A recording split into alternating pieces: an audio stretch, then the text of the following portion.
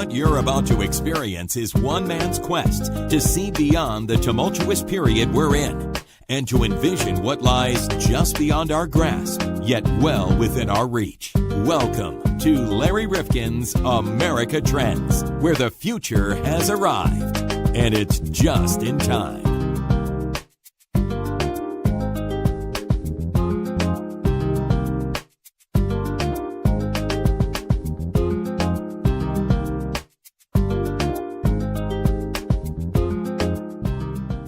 Many of you who listen to America Trends podcast may not have gleaned the fact that John has studied all the classics and he understands Greek philosophy and can actually himself verbatim recite many of those philosophers' own sentiments. And it's remarkable over the centuries, John, how you've been able to retain all of this. And because you came to me and you asked me one of the most profound philosophical questions recently. You said, why?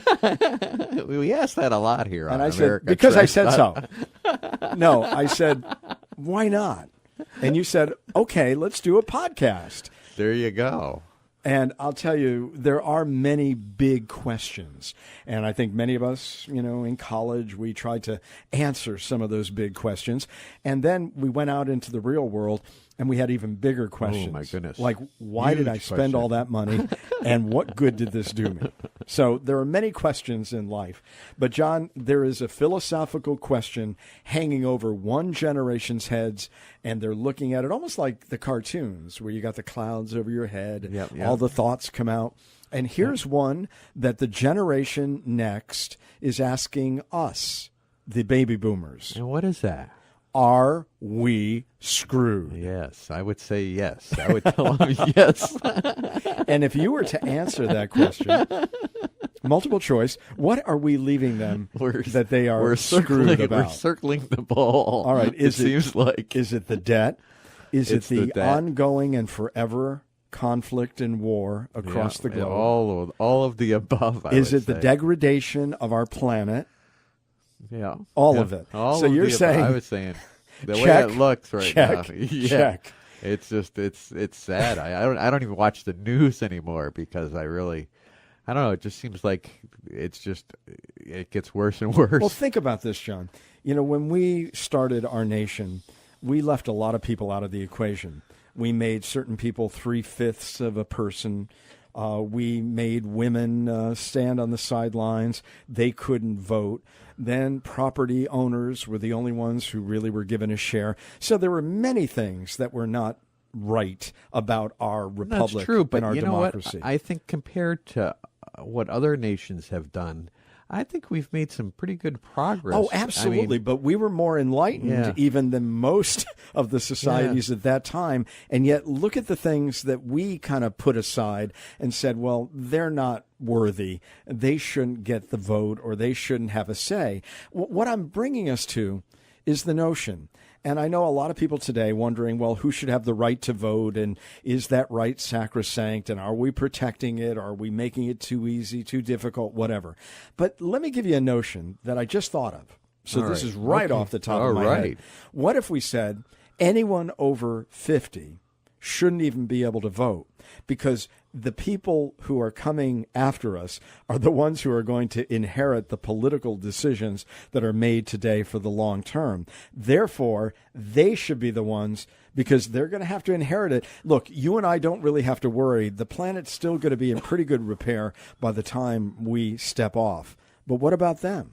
Well, here's my say to that. Ooh, I Here's my love say to that. this. I think with age, you gain a little knowledge that when you're young and the world is open and you can conquer all, and then you realize as you get older that you can't. You get the knowledge. So I don't. But John, that's when really you look a good idea. at, if you were 20 today and you look at a 70-year-old who's making decisions on your behalf, and that just happens to be our president's age, or 71, and you say, well, what does he care about whether this works or doesn't? He's not going to be around. I'm going to be around. What about the notion that the young people have a lot more invested in the future than we do? Well, I think the young people need to be more involved. I think I think we have this nation. It's pretty much asleep at what's going on in Washington, and we keep putting in the same people and expect to get different results, and it's not working. But the younger people got to hopefully wake up and will take a hold, because as we're getting older, there's going to be less of us, so they're eventually going to take over anyway. Absolutely. Many of the decisions that are made, let's be honest about it. When we decide that we're going to pass perhaps tax reform and it may not pay for itself, well, that means that we are transferring that obligation to another generation. The future, yeah. And many times they don't see it that way, and therefore they don't really vote based on that, because they figure, well, somehow in the intervening 40 or 50 years, but we're really leaving them a whole palette of difficult issues, even the entitlements that they're going to have when they get older. Maybe we're compromising their future and their comfort in retirement by virtue of the fact that we're being rather short-sighted about a lot of our decisions. Oh, I think we absolutely are, but I think they need to get the knowledge and start making a difference in this, because that's the only way it's going to change. Okay, so I think we would both admit that the young people have a lot greater stake in the long-term decision-making that we are doing in Washington and state capitals. And that's why Geoff Dembicki is going to be joining us in a moment. He's one of those millennials, and he wrote the book, Are We Screwed? How a New Generation is Fighting to Survive Climate Change.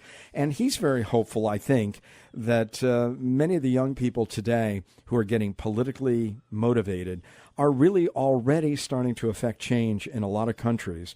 And he's from Canada, and he points to an election recently that surprised a lot of people, but it was on the backs of the work that young people did that they changed the government structure in Canada. And he sees a lot of signs of that. Yeah, well, I hope that is. I hope, given our past election, that, people have waken up to what's going on in Washington and really start, running for these positions and get some of these older people out. I really think we need a change in Washington, but we need a change in the right direction. We don't need... And let's be honest, John, we had just recorded something about the future. Well, everything we do is about the future, but looking at technology. And of course, if you're a native in this world of technology, as our kids are, versus being a foreigner or a visitor, it really changes your perspective on how you look at problem solving. And that's something we talked about in another podcast. So this all kind of ties together in terms of the work that we're doing. Yep, and hopefully that makes for a better future, and a better podcast, which we're still working on.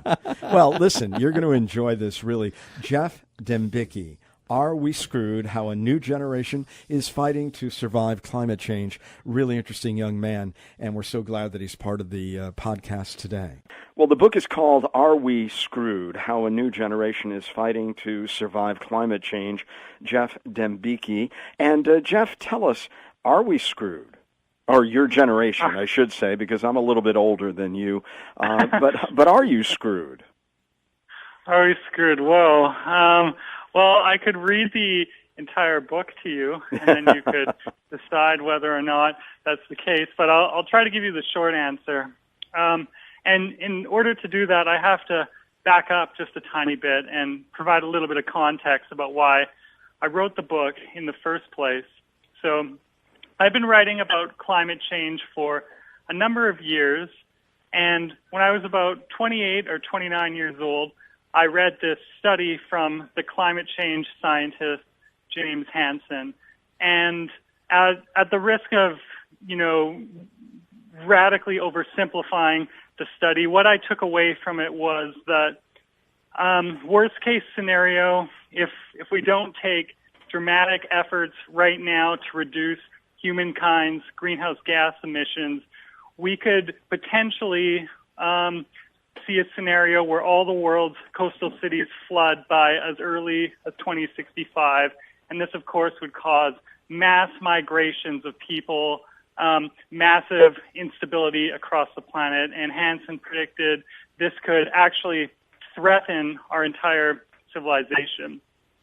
And now it would be easy to dismiss this as a sort of, one more kind of like doomsaying prediction about the future. But it was that date, 2065, that really caught my attention, because I realized that that date was in my lifetime. I could be in my 80s when this worst case scenario happened, and anyone younger than me would also be alive to potentially see it. Whereas if you are a bit older, if you're Donald Trump's age, for example, if you're in your 70s, that's completely out of your experience, and it would be much easier to dismiss. And so I thought, well, if I'm going to be, potentially seeing some of these impacts in my lifetime as well as my entire generation, I want to find out what people my age are doing to fight back, to avert these sorts of things happening, because I had a realization at the same time that people in my generation would soon be moving into positions of power in society.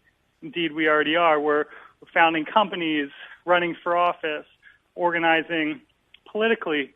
And I thought, if enough of us take action on climate change, we could help push progress fast enough to avert some of the scary things I've been reading. And after traveling around the world, after going to places like Silicon Valley and Wall Street and the Paris climate talks, and meeting people my age who are taking this seriously and who are making real change in the world, I came to the conclusion that no, we are not ultimately screwed, but that's a very cautious position I'm holding right now. Very, very interesting, because I think many of us think about all of the debt that we are leaving, at least here in the United States. I know you're from Canada, and we're leaving just a pile of debt for the next generation.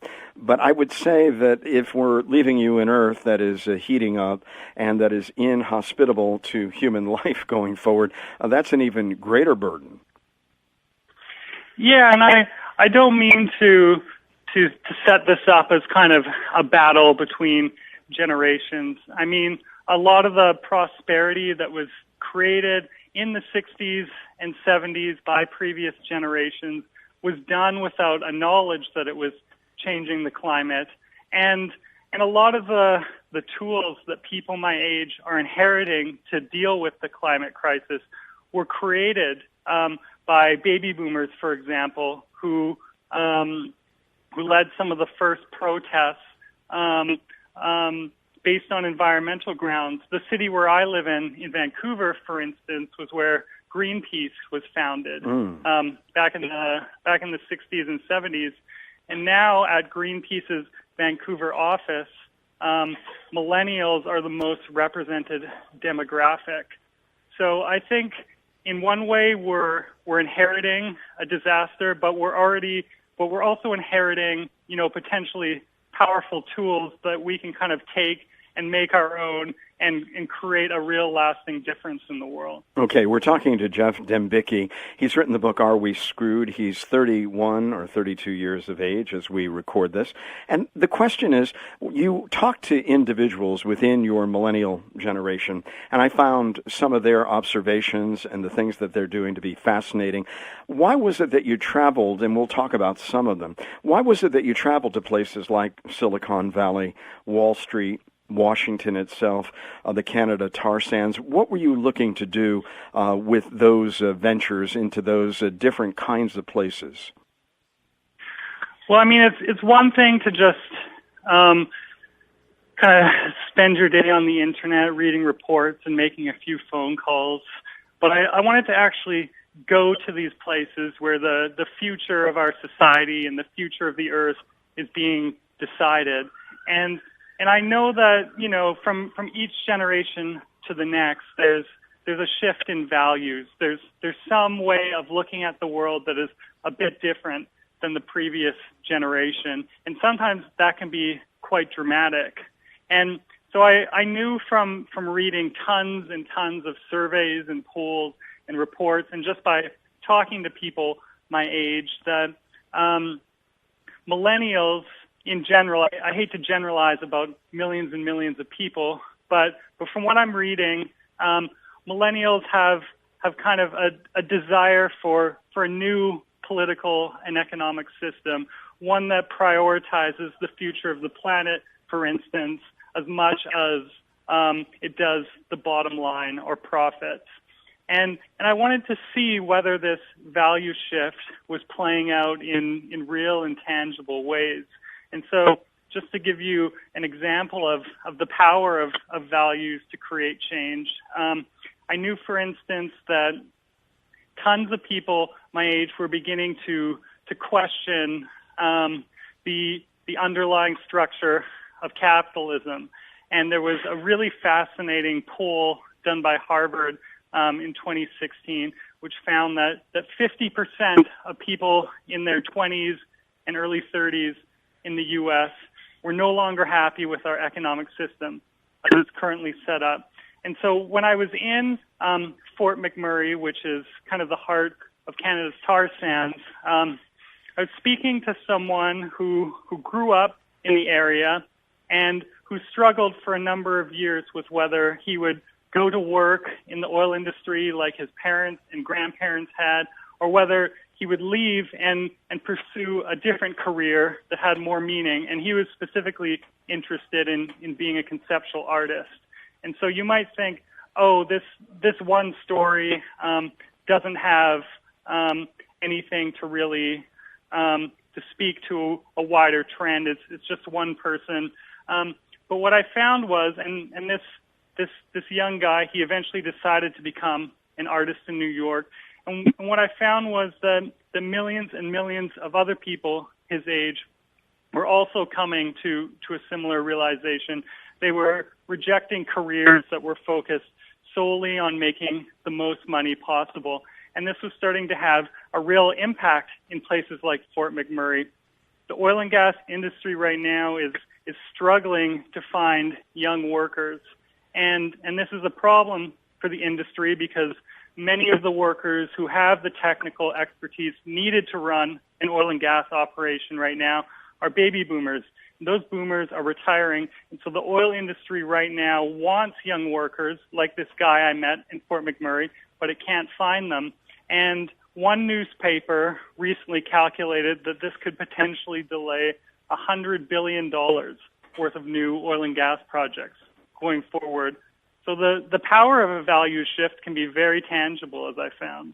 Oh, absolutely. So if these young, brilliant engineers decide that they are not going to vest themselves in a failed, in their view, approach to energy, what happens to the industry? Because obviously one of those elements that's in place trying to block a lot of the change is the fossil fuel industry. Though you even say in your book that the first fossil fuel to fall victim to some trends that are going on will likely be coal, and that even retired fossil fuel executives now believe the sun makes more financial sense. Put that all together for us. Yeah, so this value shift that I'm talking about from one generation to the next, it isn't happening in isolation, and that's what I find so exciting. It's happening against the backdrop of these huge global economic trends. And one of those is a shift away from fossil fuels towards renewable energy sources. So worldwide right now, more renewable energy is being installed each year than fossil fuels. And that's a massive shift that we have yet to feel the full implications from. I was recently doing a story about clean energy in Texas, of all places. And despite the fact that Texas is sort of ground zero for climate change denial and fossil fuels, it is now one of the leaders in the U.S. of wind energy. And wind has attracted tens of billions of dollars in investments over the last few years. And the reason for that is that people realize they can make money from this stuff, a lot of money, and that's what's driving this shift worldwide. So when you have business and political leaders waking up to the fact that there is tons and tons of money in a safer, less environmentally damaging economy, and when you have millions of young people questioning the economic system that we now have and pushing back against it in real and meaningful ways, that gives me a bit of hope in the future. But put this together for us, Geoff. Here's the President of the United States. I have been moving at a record pace to eliminate the barriers to domestic energy production. And oil and gas companies seem to be delighted about this. And yet you tell us, after surging over the past decade, global coal demand is now in a precipitous free fall. So juxtapose those two things.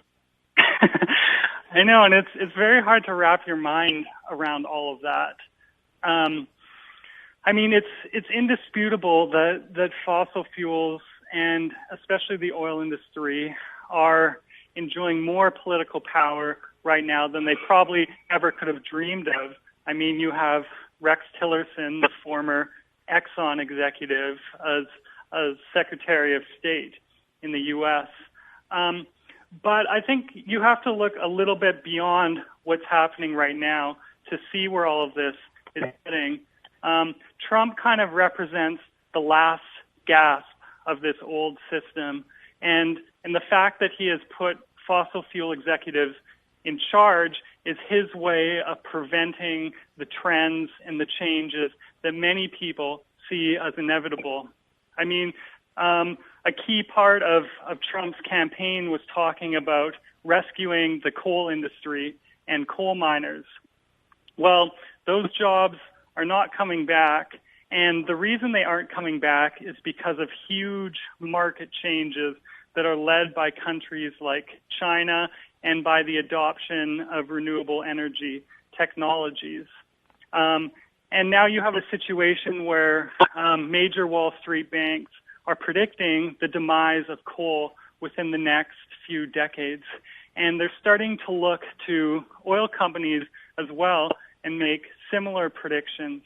So I think we're in this moment where fossil fuels have never looked so powerful, but at the same time, they have never been so vulnerable. And I think this creates a really exciting situation for someone of my age when you realize that if more and more people in their 20s and early 30s, and indeed of all age groups, get organized politically, start making economic changes, and push back against this, we will ultimately be successful.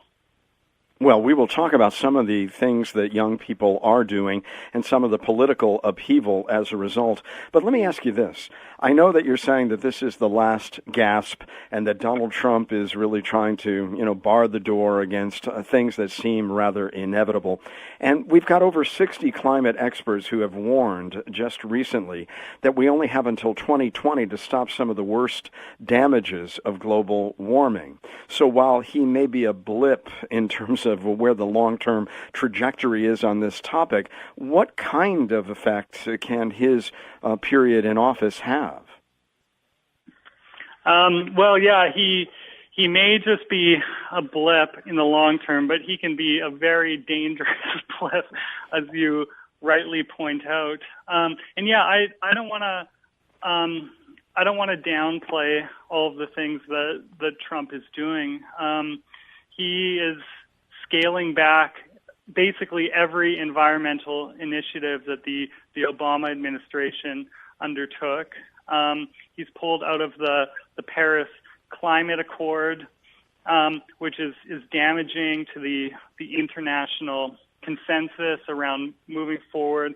I mean, Trump is, and I can say this without exaggeration, he is one of the single biggest global threats right now to avoiding the worst damages of climate change. And that's why I think it's so important that we hold on to that urgency and we use it to organize and fight back. And in my book, I was looking at ways that the people my age could do that politically, because there's been this conception for a long time that the millennials may be interested in some of these issues, may be interested in climate change, for example, but aren't really all that interested in going out and voting and actually making their voices heard. And what I discovered is that that idea is quickly changing, and I could give some examples of that. Oh, absolutely. And of course, you live in Canada, and I think many of you were surprised that Stephen Harper lost to Justin Trudeau. Was that one of the examples that you'd refer to? Yeah, there were 3 national elections that I've studied over the past few years that I think show the growing political power of young people. And the first election took place in 2015. It was Canada's national election, and for almost a decade, our Prime Minister was Stephen Harper, a close ally of the oil and gas industry. For a long time, political observers in Canada have been frustrated by the fact that youth political turnout was so low. But in 2015, and I think this was a response to all of the negative actions that Harper took on climate change, not unlike what Trump is doing. But in the 2015 election, we saw an 18% surge of voters in their 20s. And this was later seen as a decisive factor in ending his leadership and bringing Justin Trudeau into power. So the year after that, we had the U.S. presidential election. And what was really remarkable about that election, from my perspective, was the meteoric rise of Bernie Sanders, who described himself as a socialist, but also had the most aggressive policies towards climate change of any of the candidates. And there's no way to explain his rise without the growing political influence of millennials. Bernie Sanders got more votes in the Democratic primaries than Donald Trump and Hillary Clinton got combined. And he even got more votes from young people than Barack Obama did in the 2008 primaries. Now, of course, when the actual election came along, youth voter turnout was quite low. But as we saw with the primaries, under the right conditions, people my age can have a huge influence. And then, of course, in the recent UK national election, you had this far-left candidate, Jeremy Corbyn, who was also making the most aggressive promises on climate change. He was written off by the media and political establishment. And then on election day, his party, Labour, made record gains. And that was almost completely due to the influence of young people coming out and voting in record numbers. And so when I look at these 3 elections, I don't see them as isolated one-offs or flukes. I see it as part of a growing political trend, and one that makes me feel like maybe we're less screwed than it sometimes appears. Well, is it important that a Donald Trump came along to really give an accent to some of the differences, perhaps from one generation to a next, or from those who might be able to acquire power now, not recognizing perhaps some of the impacts of their decisions 40, 50 years down the road? Was this important as a signal that there is a need for this generation to get more active? I think that's how a lot of people my age are interpreting it, and people of all ages, of course. But with Donald Trump, definitely, as we discussed earlier, there's an urgency to the actions he's taking right now. He may be just a blip in the long term, but he can do lasting damage on climate change over the next few years. And I think if there's one positive thing to take away from all that's happening, is it's made a new generation of people in particular very politically engaged and determined to organize in new and potentially powerful ways that unite a whole bunch of different progressive causes. So, for example, in the spring, when there was the first big battles over healthcare, you didn't just have healthcare advocates leading that fight. You had racial justice organizations like Black Lives Matter, and you had youth-led climate change groups like 350.org. And I recently spoke with a young activist in the U.S. who's been involved in a bunch of these fights, and she said there has she's never seen so much cooperation and cohesion among members of different progressive causes. And a lot of these protest movements are being led by people in their 20s right now. They're just finding their political voices. And I think the lessons and the strategies that they take away from all of this will have impacts for generations to come. Geoff, when you visited places like Silicon Valley, Wall Street, Washington, you went to where the Paris climate talks took place, did you find that there were any of these established interests? Because clearly there are some interests who want what we have in the present, though they're beginning even to accept the changes that seem to be inevitably on the horizon. But like, for example, Silicon Valley, where there are a lot of young people and a lot of creative and interested minds in the future and technology, were they potential allies in all of this? Yeah, I think so, and that's one of the questions I really explore at length in my book, because there's obviously a lot of economic and political power coming out of a place like Silicon Valley these days, and a lot of that is led by millennials. Mark Zuckerberg, for example, is quite young, and I wanted to know. Are all these new tech companies are these a force for positive social change? Are these going to be creating the environmentally safe future that we need? And to be honest, I haven't completely come down one way or the other. There's a lot of talk about the sharing economy these days, and companies like Uber and Lyft and Airbnb. And while those companies make a lot of bold environmental claims, when I investigated those claims, I wasn't sure how much they stood up. But then when I speak to other people who are studying electric cars, for example, they predict that within 5 or 10 years, we could have a transportation system where we're all riding around in self-driving electric cars, and this essentially kills off the business model of the fossil fuel industry. So in a place like Silicon Valley, with so much creativity and energy and so much of it coming from people my age, I do see the potential for massive technological changes, but I also see the potential for just a continuation of our current economic system in a new kind of hipper form. So that's why I'm not totally decided one way or the other. I understand.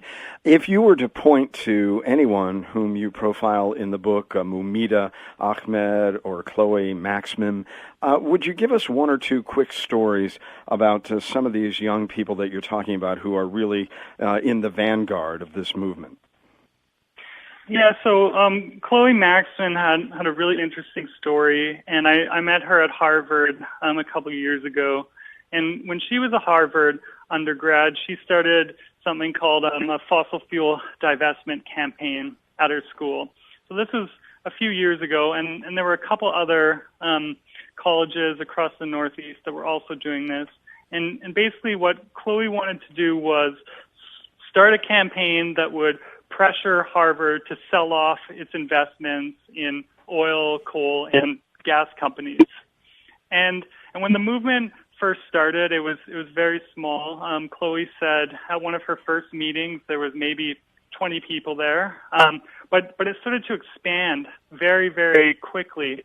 And within a couple years, there were fossil fuel divestment campaigns on hundreds and hundreds of schools around the world, and this has started to have a broader economic impact.